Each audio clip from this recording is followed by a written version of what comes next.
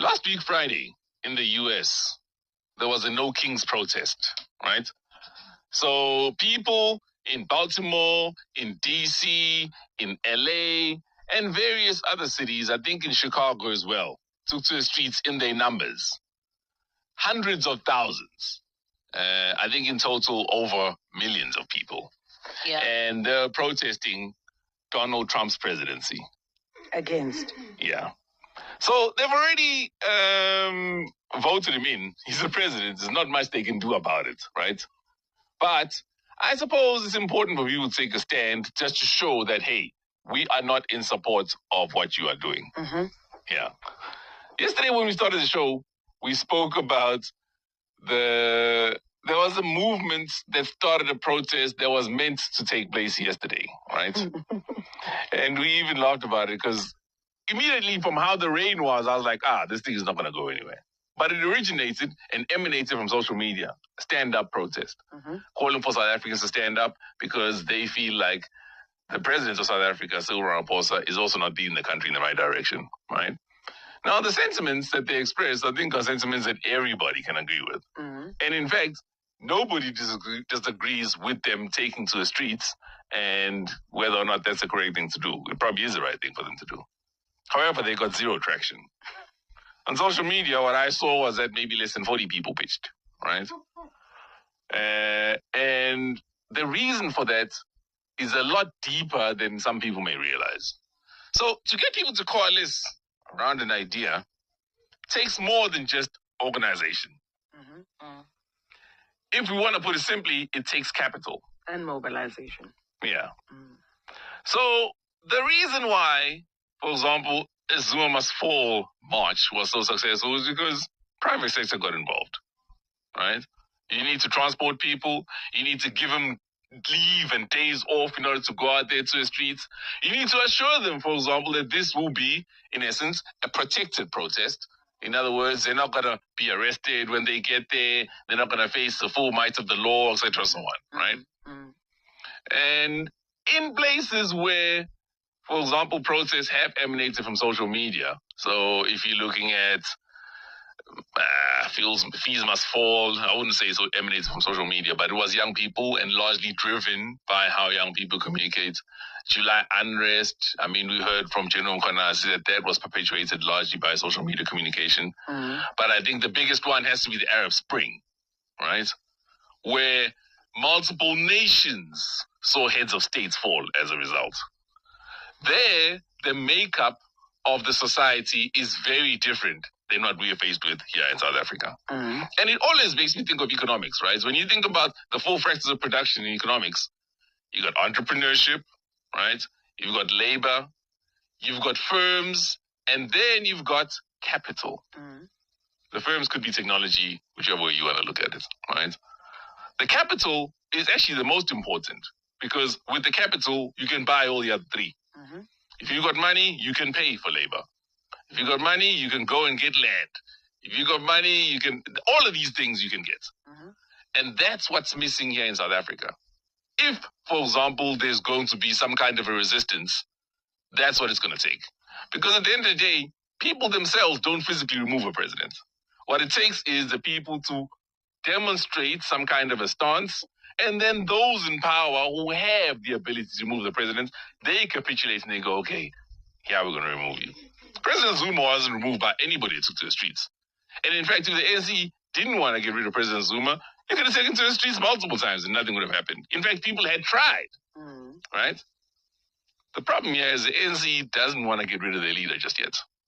And that's just the fact of it. And there's nothing you can do to force them to do that until you get them to realize that if they don't, they will pay dearly.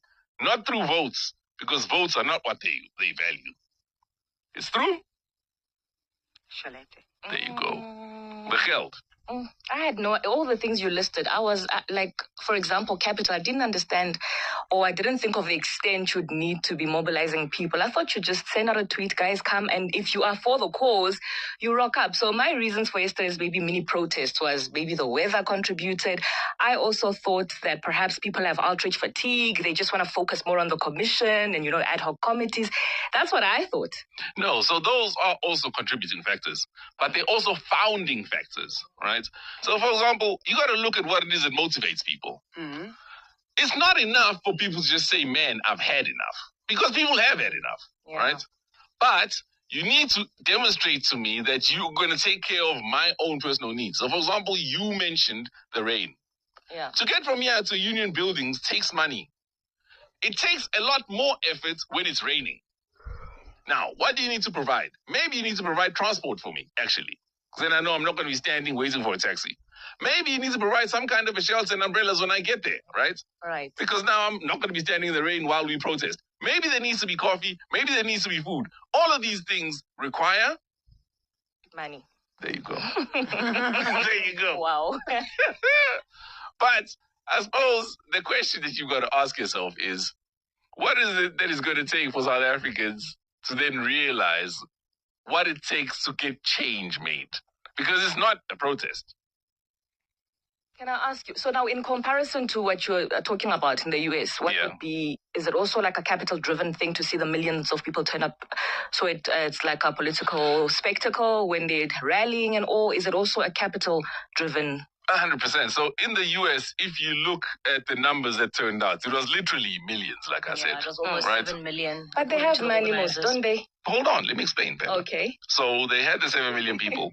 But the people that can impeach the president are the people that are in the legislature. Those are the people that can impeach a president. Even if the entirety of the US are taken to the streets. Like, for example, do you remember January 3rd? Also, while Donald Trump was in the presidency, but he was leaving and he thought that they'd stolen the elections. Right? Oh, yes, and they stormed the Capitol. The Capitol, yeah. Yeah. They were storming the Capitol because that's where the lawmakers are. So their reasoning or their feeling was that if we can compel the lawmakers to overturn the election results, then we will have something. Because that's what it takes. At the end of the day, everything comes down to law. You got to legislate the person out of it. Unless, you saw, for example, about a month ago, what was going on in Kathmandu. Do you remember? Oh, Kathmandu, guys, we even spoke about it on the show, where they came there and they were literally taking every member of parliament. Oh, yes. You see, now that's again.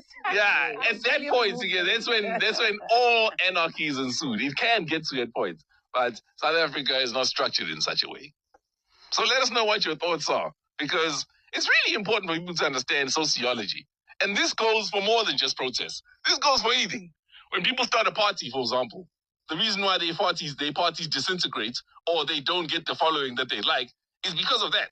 They don't understand how to motivate people. Yes, kahle abantu aba-organize le protest ayikabi bafethu mara sibhizi bafethu. We have a commission going, we have the ad hoc committee going. Kubhizi bafethu, abantwana balimele, you understand, basilwile, kubhizi bafethu. Like we can only take so much. I mean, at my young age, kwamanje, when it comes to the weekend, I can only do one of those days. Mangabe Saturday ngphumile, Sunday yangindawo ngiyalala. Mangabe Saturday yangiphumanga, Sunday kumele ngilale early. Ngicela understand. I think with everything that is happening, South Africans are actually tired of everything. They do want change. But even the leaders who would say, let's go to the streets, let's go protest for what we want as a country, after that protest, nothing happens.